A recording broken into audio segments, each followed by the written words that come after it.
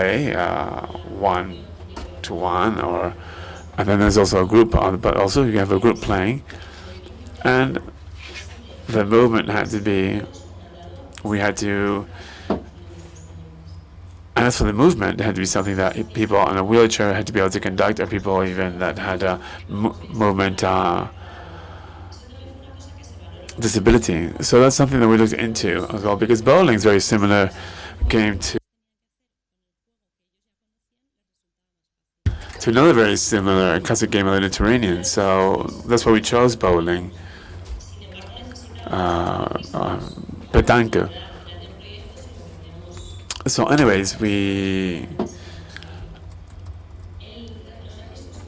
different information we recorded was the CIF. This is the International Classification of Dependency, and this uses a number of parameters, and each parameter uses a number of items, which I'll show you in a minute. And then we conducted a medical research. Of course, it's different. We had to look into the different type of disabilities that the patients that the elderly had. So we started with starting and ending evaluation. So starting and end, so to speak, and see whether there's been a change in between other records that we used, observation, the person that was the trainer, plus the questionnaires as well that we gave to the query givers and to the residents as well. Because the users could give us a degree of satisfaction with the game, but the people that could really tell whether this had an impact on their lives was a caregiver that had specific training and actually spent time with them every day. Now, the different items that I mentioned that established by CIF are as follows. That's looking, being able to perform complex skills, focusing or concentration, decision making. All this is related to this game.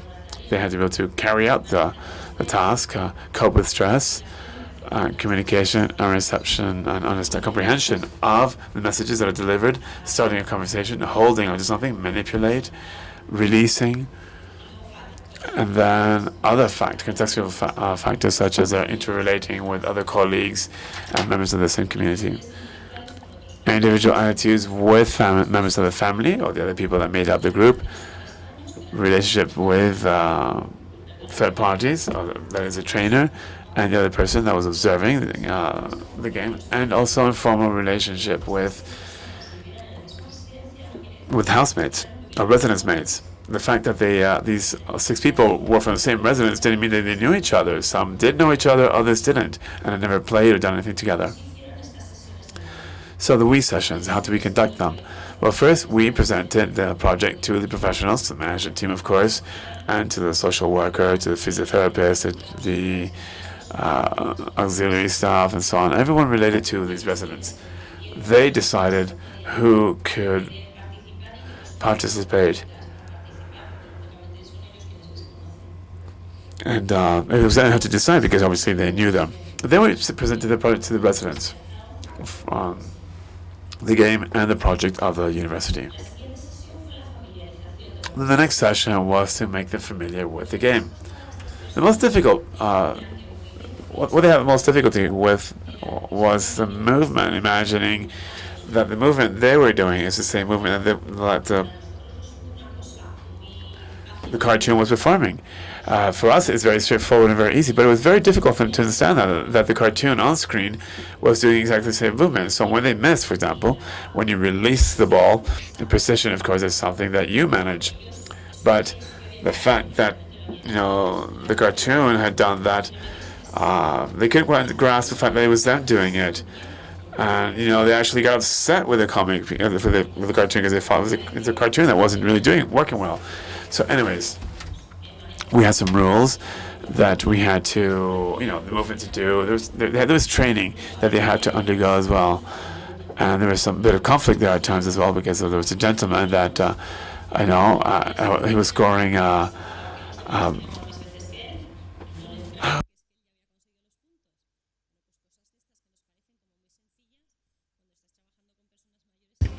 and of course, this person that scored 10 then failed to score 10 again, and it was difficult for them. I've got this. And basically, you basically follow the basic bowling rules plus a total of 5 games. And we had to, of course, limit it, otherwise the game would go on and on forever. So the results is a personal satisfaction, which is very important for the users. They were very motivated, in fact. That's why it's so difficult to finish the sessions, because they were highly engaged. They improved their scores from the beginning from the early sessions to the final ones. And also, the Wii remote control, has 2 buttons, one on this side and one on the other side. So you had to click on one while you release the other. Now that performance for the elderly is complex to do that. Press one while releasing the other one, and for me, some of us too. But there was an extra element of difficulty for them, so it was a bit of hard work they had to do there. But they improved their skills, such as the focusing and looking at things. They improved the path of the ball, and self-esteem was improved. Also competitiveness between them. You knocked down 5. Next time I'm going to have a strike. I'll beat you next time. And also improved the relationship between the team. I mean, some of them, got some, gave themselves some nicknames. And what we didn't find any major changes.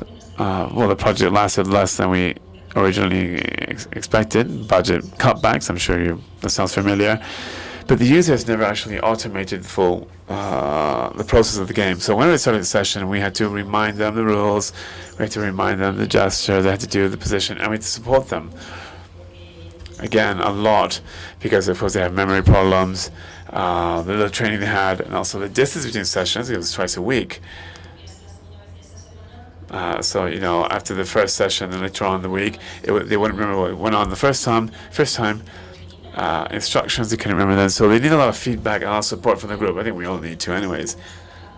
I think we all like to be supported and loved, but as you go older, this becomes even more important to feel that kind of support. So conclusions. Negative thoughts decreased. As I said, nobody loves me, nobody listens to me, I don't feel well, I'll go to the doctor. And quite often they just go to the physician, or they ask for the physician, just because that's distraction and company. But the fact that we swapped that for playing with the Wii, that changes things entirely, completely for them.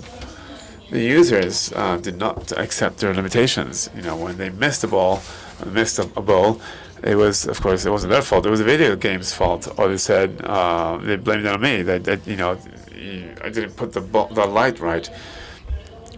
You have to have they never felt it was their fault if they missed the balls. But also well-being was important. They were very pleased, very happy to play this game.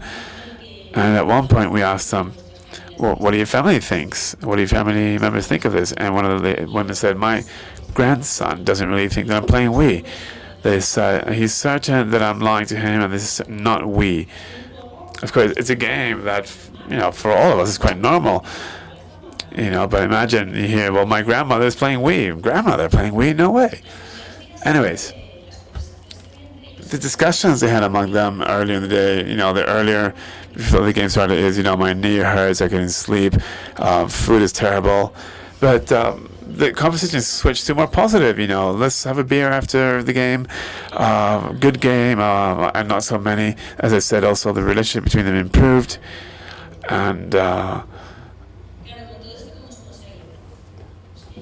what we found then is that, playing Wii was good for them, but the project needed more depth. And we felt that the emotions that they have during learning, if this feedback is positive, the emotions they feel are positive, they continue over time. And of course, if it's positive, if it's positive, then they want to learn more things. They want to learn different games. They want to play more time. So when you're enjoying something, you continue to, when you learn a language while being small, then you carry on learning, but not when you learn as an adult. I think you can improve your quality of life if you keep your brain busy. There's increasing studies of neuronal activity, and they used to say that everything you learn up to 12 is what you remember. In fact, you learn throughout your life, and the more you learn, the more you want to carry on learning, but not just at any price. You have to learn because you want to carry on learning. You have to work on your own motivation to learn. And so we used the CIF standards to compare the results.